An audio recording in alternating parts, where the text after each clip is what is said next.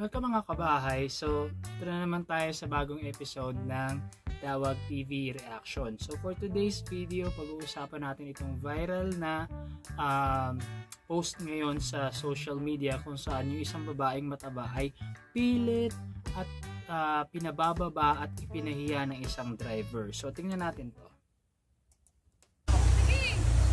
Baba! Yan, nagmura pa. So, kitang-kita mo, no? Nagsagutan talaga sila. Sabi niya, baba, baba. Nagmura pa eh. Baba! So, in-interview ng GMA7 tong babae na to. So, tingnan natin kung ano ang masasabi ng babae. Maya po, yung asawa po ng driver, bigla po nagsabi doon sa asawa niya, ayaw niya ng matabang pasahero, bawal sa jeep niya, pababain daw po ako. Bumaba daw po ako, mafa-flat daw po yung gulong nila, bago lang daw So, po yung jeep no? Grabe yung pamamahiya, mafa-flat daw yung gulong nila, tsaka bago lang daw yung sasakyan. nila. 2 weeks lang daw po sa kanila. Di po ako bumaba kasi pinagtatagulan din po ako ng mga pasahero po nakasama ko. Normal po sa akin na nabubuli, sanay na rin po ako, pero kakaiba po kasi hindi nanas ko po kagabi, kaya sobrang nakakababa po ng self-confidence. Parang hindi po ba ako ka-respeto, tao din po ako eh.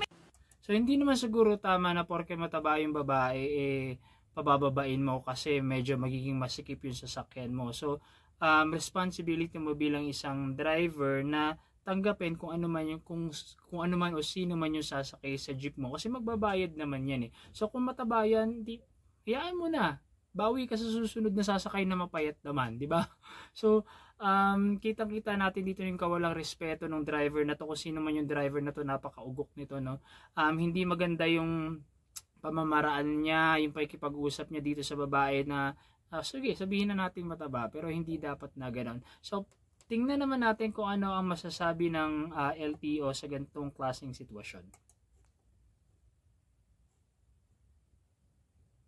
So ito yata yung yung jeep na kung saan pinahiya yung babae, no.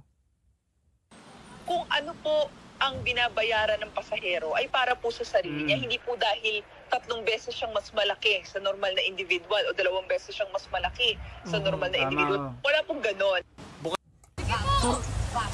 So ganun, no, regardless kung mataba ka, hindi ka dapat singilin ng doble kasi mataba ka or you'll be taking too much space or 2 space yung makukuha mo. So hindi dapat ganun. So kung isang tao lang yan, isang tao lang ang dapat niyang bayaran. So sa mga driver dyan, hindi naman natin nilalahat, pero konting respeto sa mga taong may ganitong klaseng physical features, kasi hindi maganda sa komunidad, hindi maganda sa kahit na anong bagay. So maraming salamat guys, and thank you for watching, and see you on the next vlog.